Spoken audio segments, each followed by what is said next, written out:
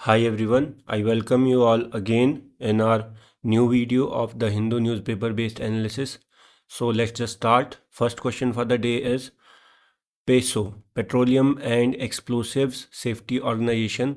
It functions under which ministry? तो ये बहुत सिंपल क्वेश्चन है, आपको पता होगा, है ना। ये इवन मतलब आपका इंडिपेंडेंस से पहले की ऑर्गेनाइजेशन है ना। पेसो अराउंड 1800 मे बी 60 के आसपास, है ना। So it functions under ministry of commerce and industry. और उसका कौन सा डिपार्टमेंट आपको पता है? DPIIT, है ना, जो आपका ये सारा इंटरनल ट्रेड और इस सबको प्रमोशन के लिए जो प्लेटफॉर्म प्रोवाइड करता है। तो सिंपल है, ये क्वेश्चन बहुत सिंपल है। इसका काम क्या है पेसो का? बिकॉज अब दिवाली आने वाली है तो ये काफ़ी न्यूज़ में रहता है। इसका काम है रेगुलेट करना, एक्सप्लोसिव्स हो गए आपका, फिर आपका कंप्रेस्ड गैस हो गया, पेट्रोलियम हो गया, ये सारी चीज़ें, है ना। आगे चलते हैं। The NGT was established under which act? तो NGT आपको पता है, नेशनल ग्रीन ट्राइब्यूनल। अब आपको पता होगा ट्राइब्यूनल्स क्या होते हैं। देखो, अब होता क्या है, मान लो एनवायरनमेंट के केसेस हैं, ठीक है, एनवायरनमेंट रिलेटेड कोई इशू है, उस पर कोई केस फाइल होता है कोर्ट में। अब कोर्ट में क्या होता है कि डेट आती रहती है, सारी चीज़ें होती रहती हैं कोर्ट में, मतलब आपका काफ़ी सारे पेंडिंग केसेस होते हैं, ऑलरेडी बर्डन है। तो होता क्या है, इनका ना फास्ट ट्रैक सॉल्यूशन, इन्वायरमेंट के केसेस का जो है फास्ट ट्रैक, मतलब कि फास्ट टाइम मैनर में सॉल्यूशन नहीं निकल पाता है, तो केस फंसे रहते हैं। और दूसरी बात ये है कि ज़रूरी नहीं कि कोर्ट में जो आपका जज होंगे, है ना, उनको उसकी एक्सपर्टीज़ हो। तो ये सारी चीज़ों के लिए आपको पता है कि ऑल्टरनेट डिस्प्यूट रिड्रेसल्स में ट्राइब्यूनल आते हैं, जिसका काम होता है, जिसमें आपका जुडिशियल मेंबर भी होते हैं, एडमिनिस्ट्रेटिव मेंबर भी होते हैं, जो क्या करते हैं आपका, ये एक्सपर्ट्स भी होते हैं। तो ये क्या करते हैं कि एक तो सबसे पहला काम इनका है कि किसी भी स्पेसिफिक जिस चीज़ की ट्राइब्यूनल है, ज़रूरी नहीं एनवायरनमेंट, जैसे NGT वैसे हर चीज़ का एक ट्राइब्यूनल हो सकता है ना। तो ये आपको पता ही होगा। अब ये एक तो उस केस को जल्दी से जल्दी इशू को सॉल्व कराए, दूसरा क्या है कि बिकॉज ऑफ एक्सपर्टीज़, क्योंकि इसमें ऐसे मेंबर भी हो सकते हैं जो उस सब्जेक्ट मैटर से रिलेटेड हैं, जिनको बहुत ज़्यादा नॉलेज है। तो क्या होता है कि एक मतलब कि एक बहुत अच्छा, मतलब जिसको माना जा सकता है कि बेस्ट सॉल्यूशन निकल के आ सकता है ना, मतलब अंडर द करंट सर्कमस्टांसेस। तो आपको पता है NGT one such tribunal which deals with environmental cases, है ना, तो स्पीडी डिस्पोजल के लिए। अब NGT बना किससे था? इससे बना था, NGT एक्ट 2010, है ना, 2010 में बना था। अब मैं आपसे एक क्वेश्चन करता हूँ, आप चाहे तो कमेंट सेक्शन में इसका आंसर लिख सकते हैं। If NGT was found by NGT act of 2010, तो मैं आपसे पूछता हूँ कि ये कौन सी बॉडी है जो हमने पढ़ा था ना, is it a statutory body और is it a constitutional body, है ना। तो आपने कमेंट सेक्शन में इसका आंसर लिखना है ना। Next is article 136 of the constitution. तो आर्टिकल 136 आपको पता होना चाहिए, it is related to special leave petition, है ना। स्पेशल लीव पिटिशन क्या होती है कि पूरे देश के, पूरी इंडियन टेरिटरी के किसी भी कोर्ट या ट्राइब्यूनल या कोई भी जजमेंट जो है, उसको आप डायरेक्टली सुप्रीम कोर्ट में अपील कर सकते हैं, डायरेक्टली उसके अगेंस्ट, है ना। तो ये आपको पता होना चाहिए। लेकिन क्या ये सबके लिए अवेलेबल है? हाँ, अवेलेबल सबके लिए, लेकिन इसमें ऐसा नहीं होता कि कोई भी जाके सीधे SLP नहीं, इसमें स्क्रीनिंग होती है, preliminary screening, in the sense कि देखा जाता है कि केस कोई प्रिविलेंट सा तो नहीं है, मतलब कि ऐसे मतलब फालतू से केस, टाइम पास, ये वो सो, है ना, डिपेंडिंग अपॉन कि सुप्रीम कोर्ट जनरली यही देखता है कि उसमें कोई मतलब लॉ का एरर हो कुछ, है ना। प्रोसीजर वगैरह में नहीं जाता, मतलब अगर कोई लॉ का कुछ मतलब इशू है ना, या सब्सटेंशियल कोई इशू है, तो उसमें वो मतलब इस चीज़ को अलाउ कर सकता है। Next is as per the NGT act which is the prescribed strength of the national. तो आपको पता होना चाहिए मिनिमम 10 मेंबर और मैक्सिमम 20 मेंबर, है ना। और उनका टेन्योर क्या होता है? 3 साल का टेन्योर होता है। इवन जो इनका चेयरपर्सन होता है उसका भी 3 साल का टेन्योर होता है ना, मेंबर का भी सेम। या फिर 65 ईयर्स ऑफ एज, जो इन दोनों में से पहले कंप्लीट हो जाए, है ना। Next is dolmens. ये बहुत इंपॉर्टेंट है फॉर प्रीलिम्स या फॉर आपका एग्जाम्स। डोलमन्स क्या है? डॉल्मन्स ऐसे मेगालिथिक स्ट्रक्चर हैं। मेगालिथ आपको पता होगा, मेगालिथ जैसे आपका नियोलिथ, ऐसे वही। मेगालिथ क्या होता है? मेगा मतलब बिग साइज, लिथ मतलब स्टोन। तो मेगालिथ एज क्या होती है? जहाँ पे बहुत बड़े बड़े स्टोन स्ट्रक्चर ये वो सब मतलब बने थे, है ना। तो मेगालिथिक। डोलमन्स क्या है? वो डोलमन्स आपका तमिलनाडु में, जो आपका पलानी हिल्स है, पलानी हिल्स आपको पता होना चाहिए कहाँ पे है, तमिलनाडु में। जैसे आपका शेवरॉय हिल्स हो गया, जवाड़ी हिल्स हो गया, ये सारा आपका ज्योग्राफी है। पलानी हिल्स में आपका कोडाई कनाल जो म्यूनिसिपैलिटी है, कोडाई कनाल एरिया, वहाँ पे ये हैं डोलमन्स। डोलमन्स होता क्या है? मतलब ऐसे बॉक्स लाइक स्ट्रक्चर है। स्टोन, बिग स्टोन्स के बने। बॉक्स लाइक कैसे, जैसे मान लो आपका ना शेल्टर सा बना दिया है कि ये ऐसे एक ऐसे लगा दिया, फिर एक ऐसे लगा दिया उसके पैरेलल, फिर उसके ऊपर छत लगा दी और पीछे दीवार लगा दी, ठीक है, 4 पत्थर लगे, है ना, फ्रंट से खुला रखा है, तो इसको बोलते हैं डॉल्मन्स, है ना। आप इसकी फ़ोटो देख सकते हैं यूट्यूब वगैरह या किसी पे भी, गूगल पे भी, है ना। ये इजी है, आपको पता होना चाहिए। ये किसकी तरह यूज़ किया जाता था मेगालिथिक टाइम में, मतलब प्री आयरन एज में आपका होता था ये बरियल स्ट्रक्चर, है ना, डेड बॉडीज़ को बरी करने में, या फिर रिचुअल साइट्स, ये सब, है ना। तो ये आपको पता होना चाहिए। तो नेक्स्ट क्वेश्चन है which are the following correctly describes the provisions of NSA 1980।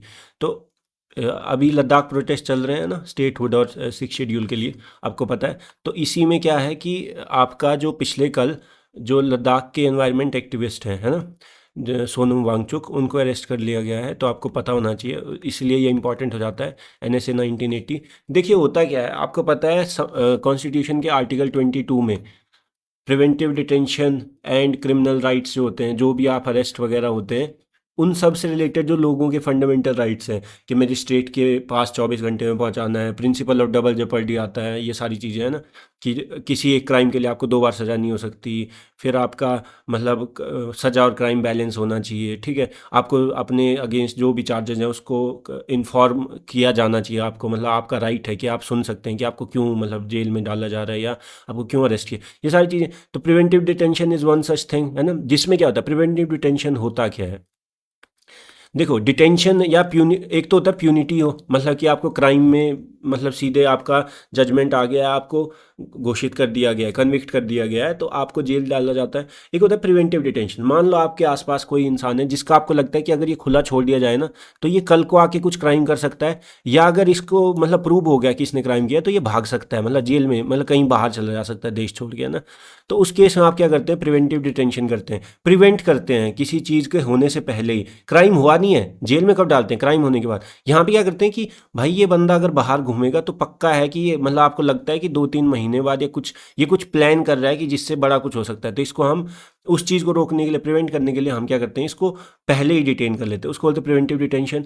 अब क्या होता है कि आर्टिकल 22 में ही आपका प्रिवेंटिव डिटेंशन दिया गया है कि कर सकते हैं, और ग्राउंड्स दिए गए हैं आपका, जैसे नेशनल सिक्योरिटी हो गया, है ना, पब्लिक ऑर्डर हो गया। लेकिन होता क्या है कि सिर्फ 3 मंथ्स मैक्सिमम, कितना, 3 मंथ्स मैक्सिमम। और उसके बाद आपको बोला गया है कि या तो जैसे एडवाइजरी बोर्ड, है ना, एडवाइजरी बोर्ड जो होता है जिसमें आपका एक जज भी होते हैं, हाई कोर्ट जज या मतलब, ठीक है। तो यहाँ पे क्या है कि आपका जो 3 मंथ का जो पीरियड है उससे ज़्यादा नहीं कर सकती आपको डिटेन कोई भी मतलब agency.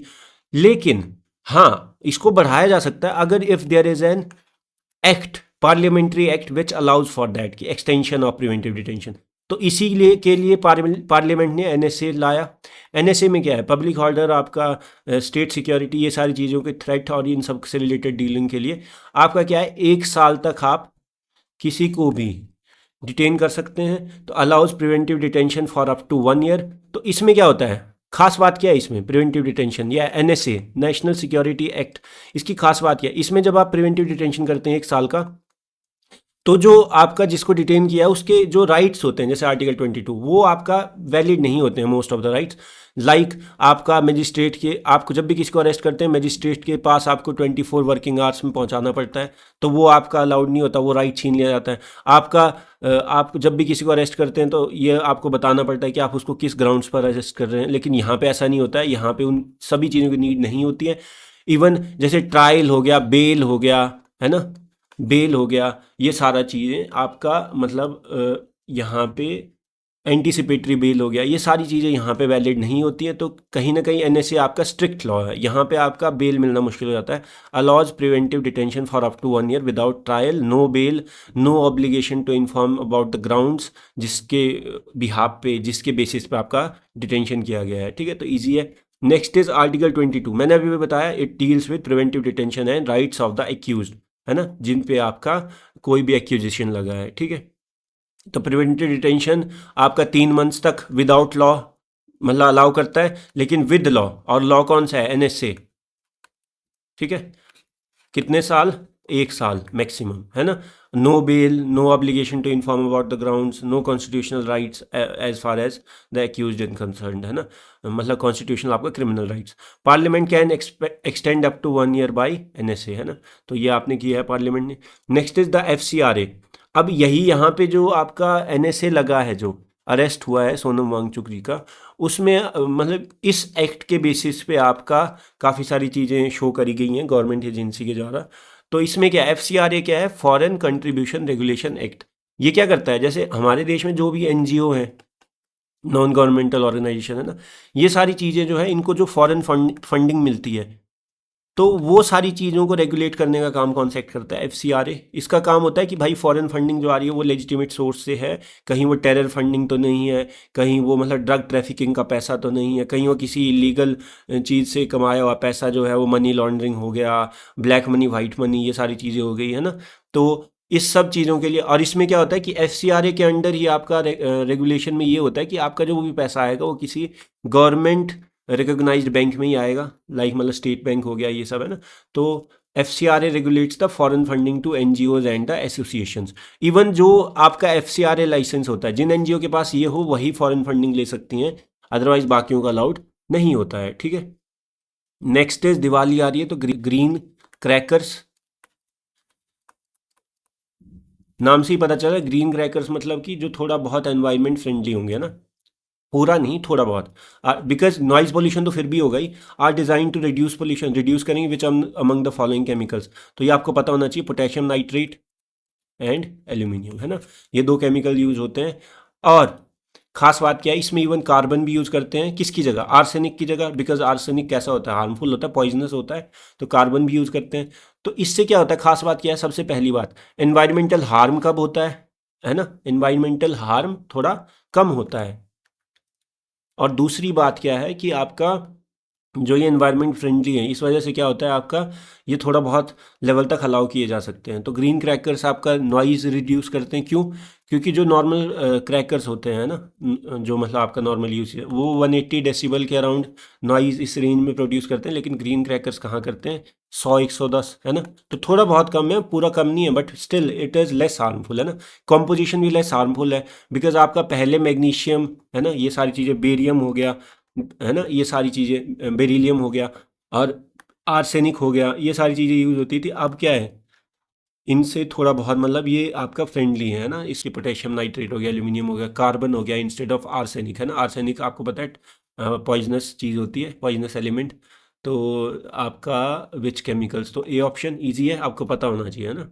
So that's all for the day. I hope you like the video. If you like the video and like my efforts, do like on the video, comment on the video, share the video and subscribe to the channel. Let's see you all in the next video day after tomorrow, है ना. Sunday को हम ये चीज़ cover नहीं करते हैं, Sunday को हम रेस्ट लेते हैं.